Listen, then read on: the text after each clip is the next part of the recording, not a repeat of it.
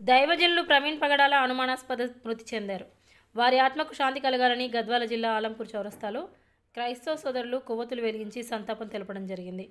ఈ కార్యక్రమంలో ఏడీపీఏ అధ్యక్షులు ఎంజే సామాన్, ఇమాన్యుయల్, షామినల్, డానియల్, ప్రసాద్, యేసుప్రభ, ఆనీలు, రవి తదితరులు పాల్గొన్నారు.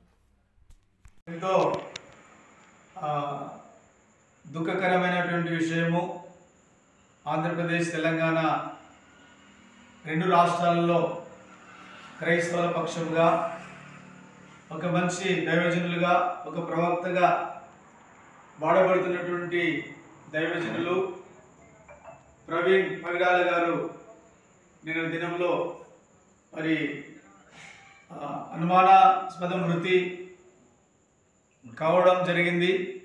దాని విషయంలో అలంపూర్ డివిజన్ పాస్టర్స్, యావత్ క్రైస్తవ సంఘాలు ఎంతో మరి నిరసన తెలియజేస్తున్నారు.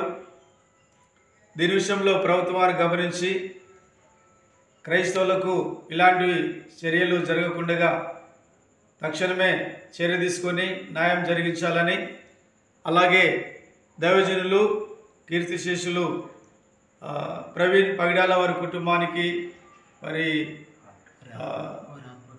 వారి ఆత్మకు శాంతి కలగాలని దైవజనులుగా క్యాండిల్ వెలిగిస్తూ సంతాపాన్ని తెలియజేస్తున్నాం.